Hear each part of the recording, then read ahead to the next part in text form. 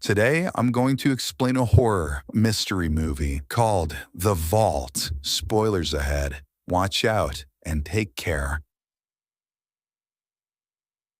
The movie opens in the Centurion Trust Bank's kitchen, where assistant manager Ed Mash is getting his coffee. He seems to be dealing with some trauma as flashes of gunfire flicker in his mind. Ed nonetheless jolts himself back to reality and gets ready for a busy day ahead. Just as he steps into the main hall, Detective Logger also enters. The latter deposits his salary into a savings account and quickly heads back to his job. Everything seems normal. Security guards monitor the floor, clerks handle paperwork, and customers wait their turn. It is also revealed that a fire has been raging in a nearby factory. This is why the sounds of sirens can be heard from the streets outside. Soon afterwards, the bank manager calls a young woman named Leah into his office. It turns out that she is here to give an interview for the post of the teller. Her resume lists work at large corporations, but there's a gap in her employment history. Leah explains that she traveled extensively and taught English to children at a parish in Mexico, but due to a relative's illness, she had to return and is now trying to get a job. Outside in the main hall, a woman with a teardrop tattoo on her face starts creating a scene. A middle-aged teller tries her best to control the situation, but the woman grows increasingly hostile, berating the bank for charging illegal penalties. Meanwhile, the manager, unaware of what's happening outside, continues the interview. He confides in Leah that in the past year they have had 3 tellers leave the job. Several employees apparently think the bank is haunted as they have seen or heard spooky things. At this moment, head teller Susan Cromwell confronts the disruptive visitor. She points out that the woman is not even a client of their bank. Just then, 3 firefighters enter the building and lock the doors from inside. Leah nods to the irate visitor, who suddenly attacks the security guard. He collapses from a hard blow to the face, and everyone struggles to comprehend the chaos. Leah then draws a gun and tells the assistant manager to comply, or else she will blow his head off. It is obvious that an elaborate bank robbery plan is now underway. However, the guard at the main door only sees the customer being violent towards the other security guard, so he contacts the local authorities via his walkie-talkie and relays that there has been slight unrest at the Centurion Trust Bank. He then rushes towards the counter, only to be knocked out cold by one of the firefighters. The other 2 take everyone hostage and cover their heads with bags. In the meantime, the disruptive visitor, who turns out to be Leia's sister V, collects phones from the captives. The second firefighter, Cyrus, sprays over the security cameras with paint. This is when the local police contact the security guard who made the distress call earlier, but the third firefighter, named Michael, forces the guard to assure them that everything is under control. However, Detective Logger, who is on duty in a nearby neighborhood, decides to check the bank. He is on his way when suddenly his radio emits a patchy, unclear message. It is the voice of a man who reports that a robbery is in progress at the Centurion Trust Bank. The man says that the robbers are taking hostages and pleads for the police to be sent. Inside the bank, the first firefighter, whose name is Kramer, orders the tellers to open the vault, and if they don't, he'll say racist stuff. They hesitate at first, but eventually agree to do as told. Meanwhile, in the hall, the bank manager attempts to flee, but he's quickly shot in the knee. He begins to writhe and scream in pain, forcing Michael to knock him unconscious. Michael then removes his mask and begins dressing the wound while apologizing to the victim. It is obvious that he doesn't want to harm anyone. Back in the vault, Susan finally opens the large safe, only to reveal that it contains a small amount of cash. Kramer then angrily grabs the money, comes out to the hall, and shouts that there is only $70,000 here. All the robbers are dismayed at this revelation. They have put their lives at risk and hurt people for such a tiny amount of money. I'd tell them to cry about it, but V's already got that covered. While Leah wants to quickly make an exit, V and the others refuse to leave empty-handed. As they are busy arguing, a hostage unexpectedly offers his help. He introduces himself as the assistant manager and claims to know the bank inside out. To prove his sincerity, the man reveals the location of an emergency alarm button and advises them to disable it quickly. He says that if the daily transaction database isn't verified with the manager's PIN, the alarm will be activated. He then promises to assist the robbers if they ensure no one else gets hurt. An increasingly desperate V agrees and removes the bag from his head. It is revealed that the man is Ed Mack. mask, the same person we saw in the first scene. Following this, Ed quickly disables the alarm and even reveals the location of additional cash. He says there is a vault built about 60 to 70 years ago in the basement. Ed claims that it contains $6 million in cash and even hands them the keys to the basement door. Shortly afterwards, V and Kramer head to the basement, instructing the others to monitor them through the surveillance cameras. According to their plan, Michael will also later descend to the basement. He is tasked with creating a hole in the bank's sewage pipeline, which will serve as their escape route. For now, Leia escorts Ed to a separate office from which she can observe the surveillance monitors. V and Kramer also reach the basement and locate the door leading to the old vault. Back upstairs, Michael locks all the hostages in the new vault and stands guard himself. Everyone remains silent for a while, but soon the hostages begin to grow uneasy. Susan speaks up first, pleading to be escorted to the restroom downstairs. In the meantime, Kramer and V discover the vault, which has a huge metal door fitted with wheel locks. Kramer admits that it will take at least 20 minutes to break through it. V thus steps away to explore the basement while he begins working on the door. Suddenly, the building's lights start to flicker, but nobody pays too much attention to that. Leia asks Cyrus to keep an eye on Ed while she checks on the other hostages. She also takes a peek outside and notices police cars parked in front of the bank. Meanwhile, Michael escorts Susan to the restroom and she tries to engage him in conversation, but he is too nervous to talk to her and simply stands nearby. In the basement, Kramer diligently works on the vault door and it begins to yield. As for V, she is still exploring the basement when she notices a human-like figure in one of the old storage rooms. Elsewhere, Michael is bringing Susan back to the new vault. When Leia sees him, she scolds him for deviating from the plan and orders him to stick to the schedule. Michael thus heads downstairs to another part of the basement to cut into the pipeline for their escape route. On his way down, he comes across V, who looks to be perturbed by something. She reveals that she saw something or someone downstairs, which made her feel uneasy. V then heads upstairs, leaving Michael to prepare their escape way. Moments later, Cyrus takes over guarding the hostages while the sisters monitor Kramer's progress in the basement. He seems to have successfully unlocked the vault, but the lights suddenly go out. Kramer, who is about to enter the vault, notices two figures with filthy bags over their heads in the corridor. The number of figures before him multiplies just as the flickering lights grow more intense. On the other hand, Leia and V, who are watching through the surveillance monitor, witness a different scene. They can see no one but Kramer, who now appears to be searching for his weapon. The sisters watch in horror as Kramer is dragged into an old storage room. Michael,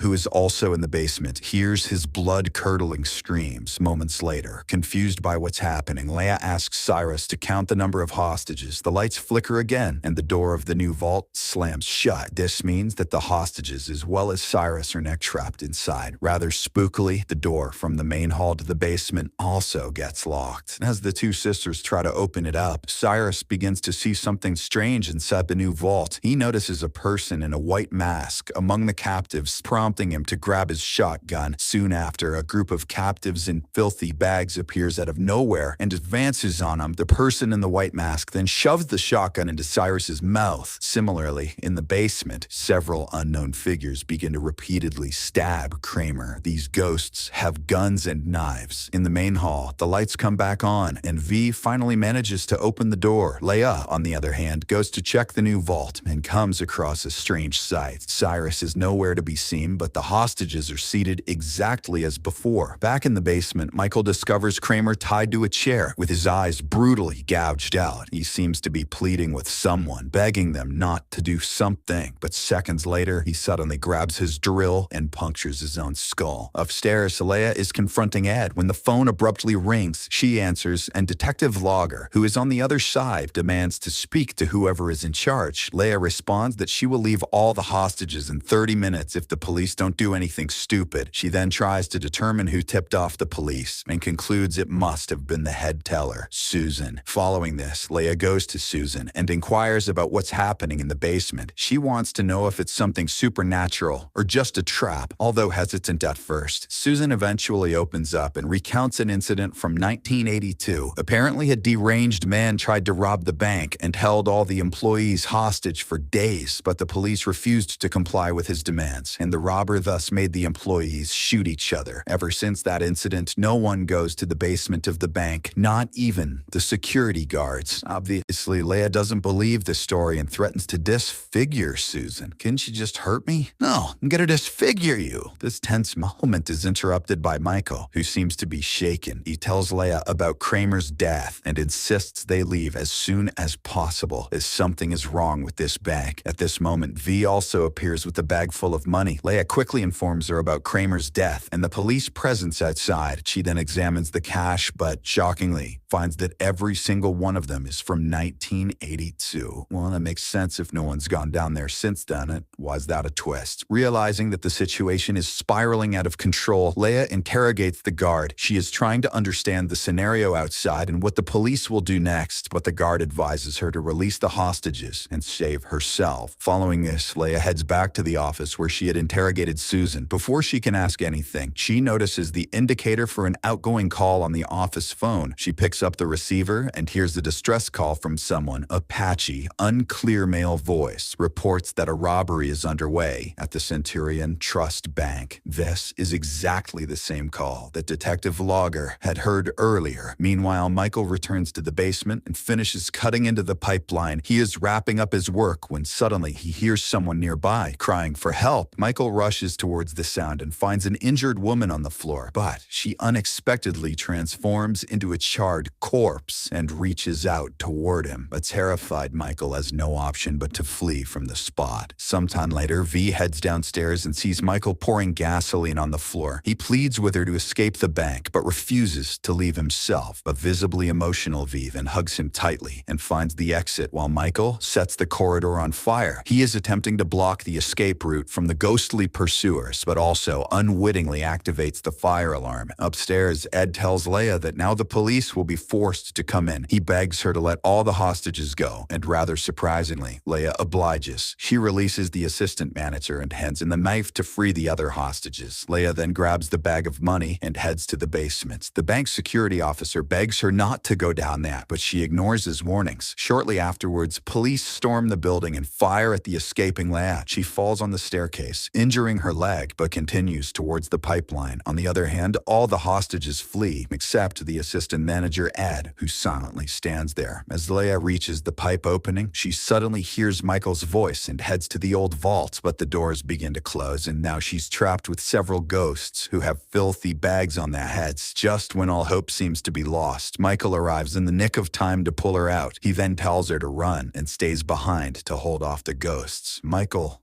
what are you doing? Unfortunately, before Leia can enter the escape route, she is attacked by the man in the white mask and several other ghosts. Michael then plays his final trick. He sacrifices himself and ignites the entire surrounding area. This gives Leia enough time to safely escape through the pipe. The scene then abruptly shifts to the next day as Leia drives down a dirt road. She is listening to a radio report about the armed robbery and the fire at the Centurion Trust Bank. The report states that all the robbers involved died in the place. Shortly afterwards, she stops her vehicle on the way and picks up her sister V. Elsewhere at the police station, Detective Logger continues his investigation. He reviews footage of the robbers' deaths where only they were visible. No one can identify the assistant manager who guided the robbers to the old vault. Witnesses try to recall details about the man who seemed to have knowledge of the bank's security system, but all of them realize that he never told anybody his name. Susan, who has worked at the bank for 10 years, doesn't remember such an employee. However, she suddenly recognizes him in a photo on the wall of the police station. Susan points to the photo, identifying him as the man who had helped the robbers. Detective Logger, however, dismisses her claims and says it is not possible. In a shocking twist, it is revealed that there was a ghost in this movie full of ghosts. The man, Ed Mass, was one of the victims of the 1982 robbery. He was the one who made the infamous call heard by so many people before being shot on the road. And now he marauds the land as the ghost of James Franco's career. In the meantime, while his car is broken down, forcing V to examine the engine. The sisters are trying to figure out what's happening when suddenly the man in the mask grabs V from behind. I guess the fire allowed the ghosts to escape. Subscribe for more videos like this. Turn on notifications and leave a like to help the channel out. Thank you for watching.